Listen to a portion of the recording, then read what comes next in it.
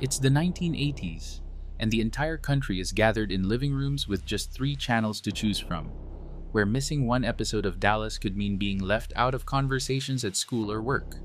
In an era before streaming, more than 83 million people tuned in to discover who shot JR, while The Cosby Show and Cheers shaped ideas of family and friendship, and VCRs were still a thrilling new luxury in 70% of homes. Do you remember these shows from the 1980s? Isn't just a question, it's a glimpse back at an age when TV united a generation, and missing out meant missing a cultural phenomenon. But what happened inside those glowing rooms that made these moments unforgettable? 3 networks. That was the menu, whether you lived in Manhattan or a small town in Nebraska. ABC, CBS, NBC. Each one a gateway to the same handful of shows, the same national conversations. In 1980, nearly every household with a television tuned into one of these giants, and the numbers still sound impossible today. A single episode of Dallas could draw more than 80 million viewers, while The Cosby Show routinely pulled in over a third of American homes on Thursday nights.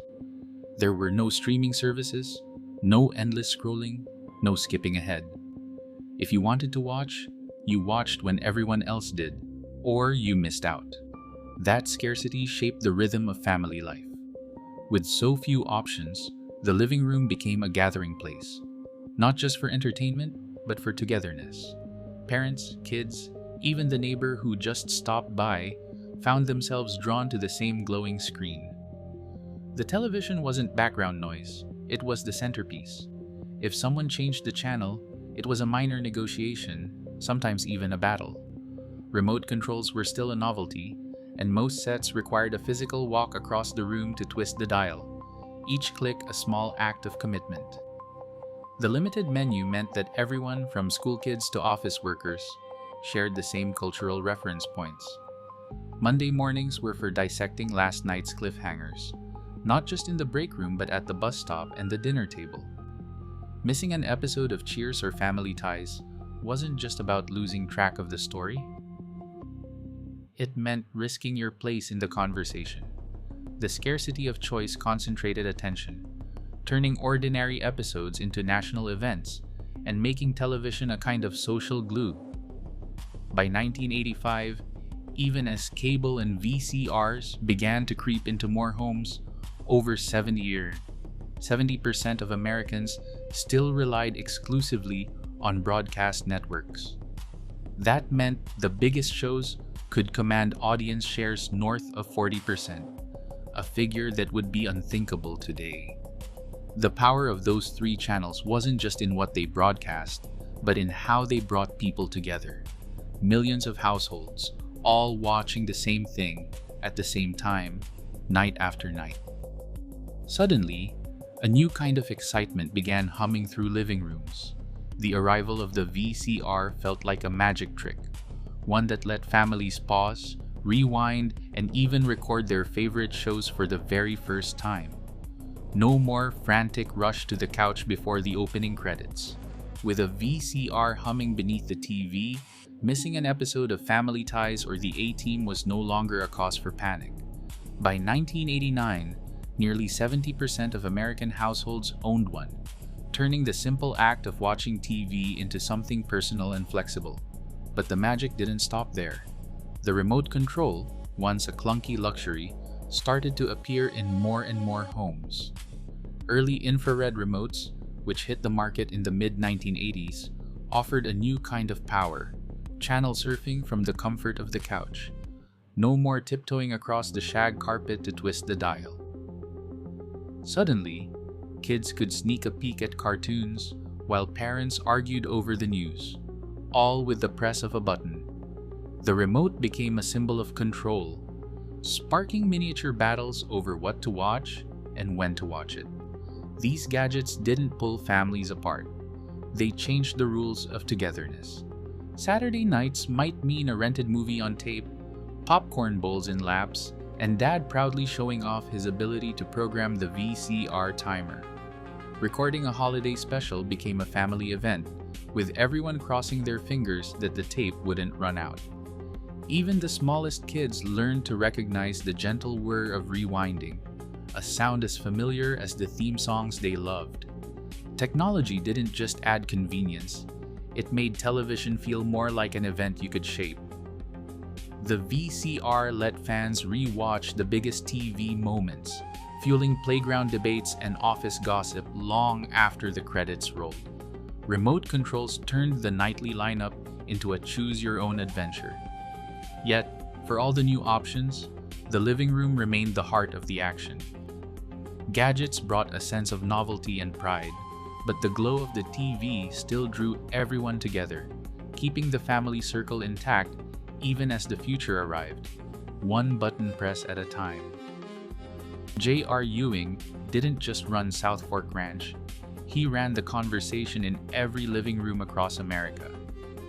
Dallas had already found its stride as a primetime soap, but when J.R. was gunned down in the final moments of the 1979-80 season, television crossed into something else entirely. For the next 8 months, the question, "Who shot J.R.?" was everywhere, on t-shirts, in tabloid headlines, even in betting pools from London to Las Vegas. Bookmakers set odds on every major character, and the mystery sparked a frenzy that stretched far beyond the boundaries of any one show.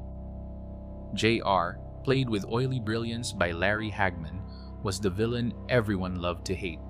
He lied, blackmailed, and double-crossed friends and family with a smirk and a Stetson, leaving nearly everyone with a motive. The cliffhanger became a national obsession, with office pools rivaling those for the Super Bowl and news anchors weighing in on the latest theories. Even the Queen Mother reportedly asked Hagman for spoilers during a royal event. When the answer finally came, Kristen Shepherd, J.R.'s sister-in-law and mistress, pulled the trigger. 83 million Americans tuned in to watch. That November night in 1980, more than 3/4 of all TV sets in use were locked on CBS. The episode remains one of the most watched broadcasts in history, outdrawing presidential debates and World Series games. For a moment, television was the great unifier, and Dallas proved that a single show could command the attention of an entire nation. The aftershocks rippled out for years, inspiring copycat cliffhangers and cementing J.R. Ewing as the gold standard for TV villains. And in the process, it made event television something everyone wanted to be part of, even if only for the thrill of wondering who would take the next shot. Alexis Carrington didn't just dominate the boardroom. She turned every Wednesday night into a masterclass in power dressing. When Dynasty premiered in 1981, Joan Collins' entrance as Alexis sent ripples through more than just the fictional Carrington clan. Her razor-sharp suits, bold shoulder pads, and sparkling jewels became the unofficial uniform for anyone looking to stake a claim in the era's booming economy. Nolan Miller's costume designs, crafted to dazzle on screen, soon leapt from primetime drama to department store racks.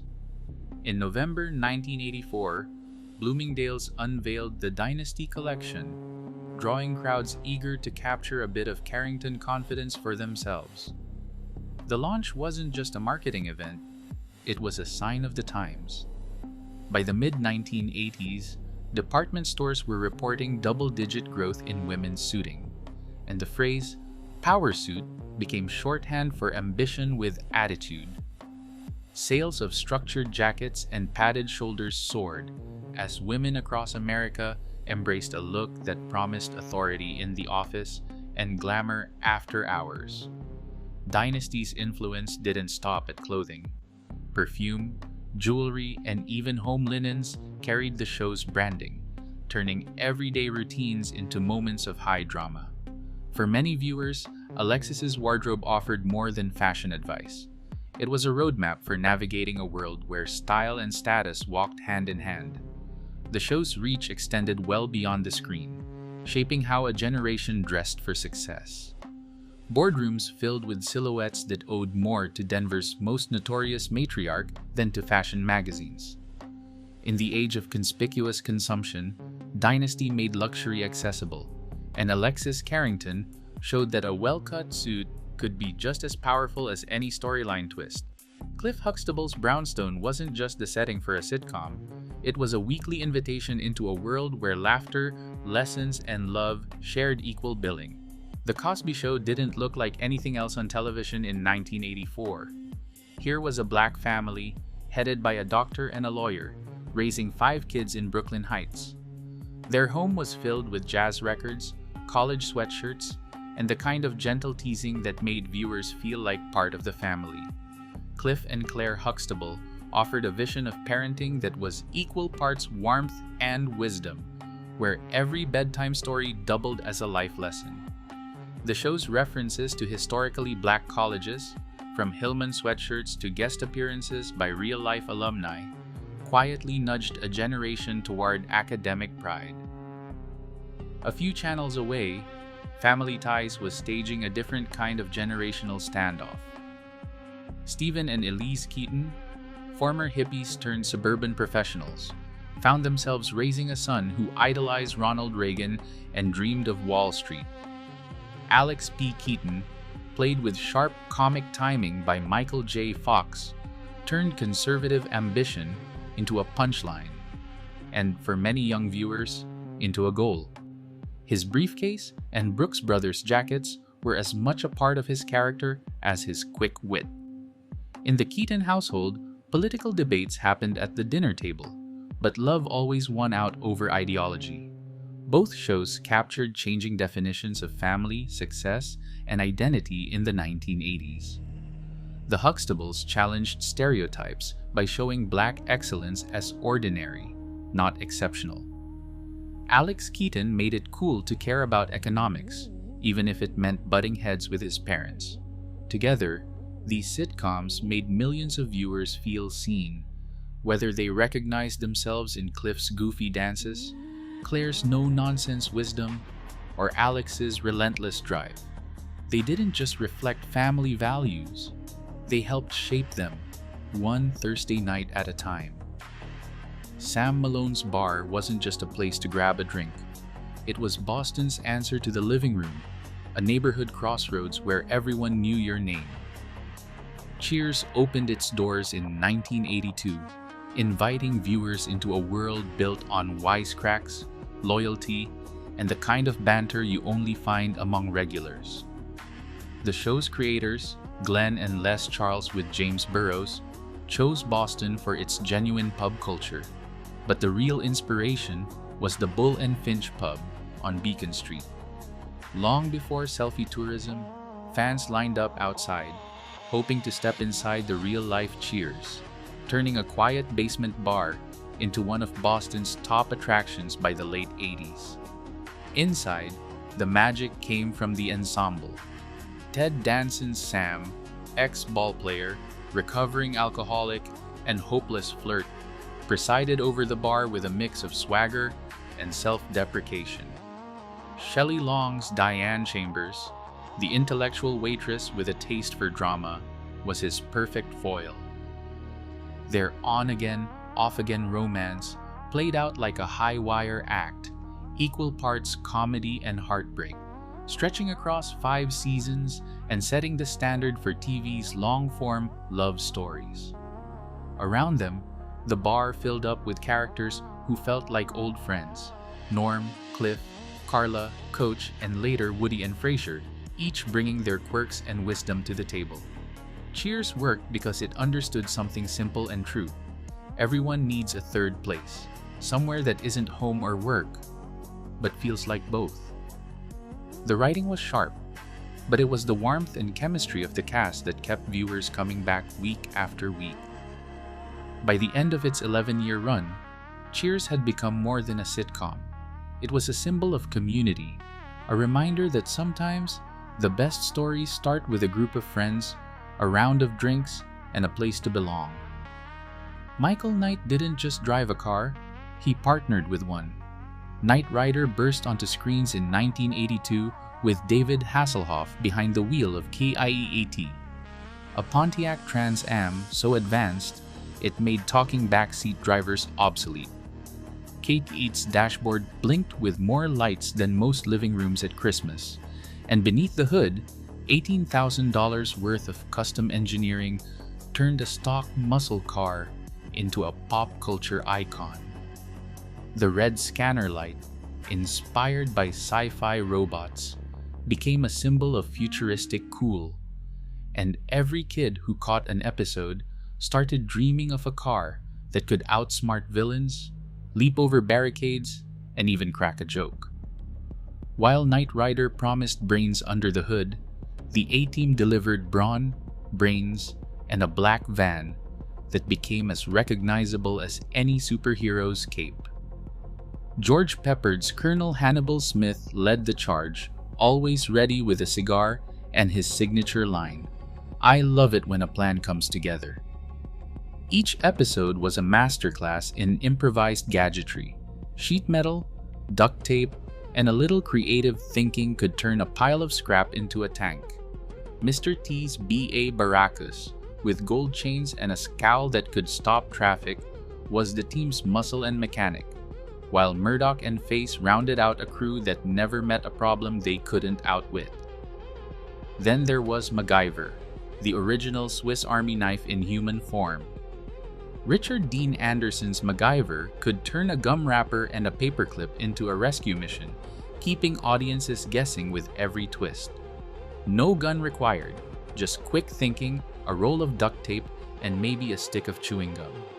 His name became shorthand for creative fixes, and his low-tech solutions felt like a blueprint for surviving any jam, whether you were locked in a warehouse or just trying to fix the toaster. These shows didn't just serve up action, they made ingenuity and teamwork the real stars. Catchphrases echoed in playgrounds and offices, and every episode promised that with the right crew, a little engineering, and a lot of nerve, you could turn the impossible into just another day's work.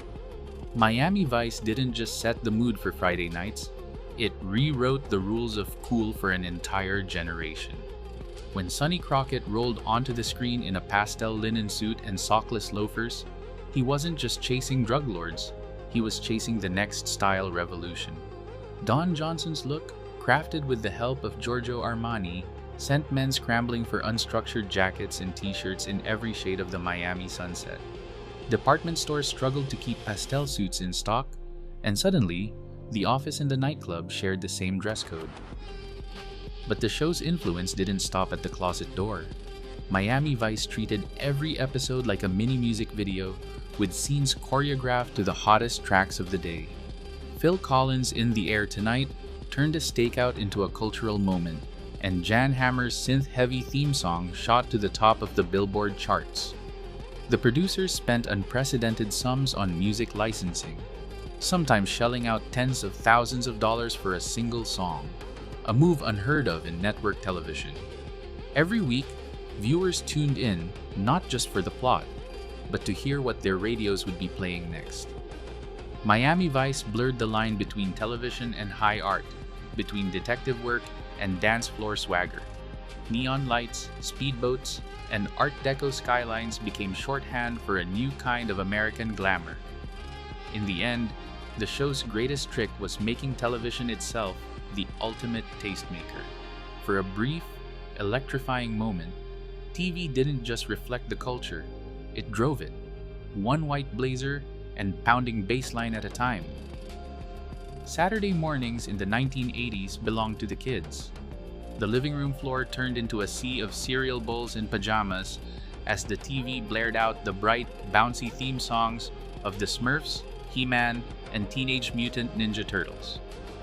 These weren't just cartoons, they were the engines of a new kind of childhood where every hero had a toy, every show had a breakfast cereal, and every commercial break was a call to beg your parents for the latest action figure. The change didn't happen by accident. In 1981, the FCC relaxed the rules on children's programming, opening the floodgates for what critics called program-length commercials.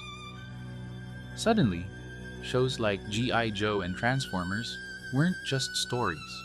They were 30-minute showcases for the toys lining store shelves. The toy industry responded with a burst of creativity and plastic, rolling out thousands of new products each year. By the end of the decade, the number of licensed cartoon characters had soared, with some industry analysts estimating a threefold increase compared to the late 70s. Cereal companies joined the party, packing boxes with stickers, figurines, and mail-away offers. Jingles like, "They're magically delicious," or "Can't get enough of that sugar crisp," stuck in kids' heads long after the credits rolled. The line between show and commercial blurred, and Saturday mornings became a training ground for brand loyalty. Parent groups and the FCC sparred over the ethics, but for most kids, it just meant more heroes to cheer for and more reasons to plead for a trip down the toy aisle. By the late 1980s, cartoons and commercials had fused into a single, unstoppable force. The Smurfs sold plush toys, He-Man pushed Castle Grayskull playsets, and the Turtles moved everything from pizza to pajamas. Childhood became a swirl of color, catchphrases, and collectibles. A world where every adventure could be continued in the backyard, as long as you had the right action figure in hand. In November 1980, over 83 million Americans tuned in to learn who shot JR, making Dallas one of the most watched episodes in TV history.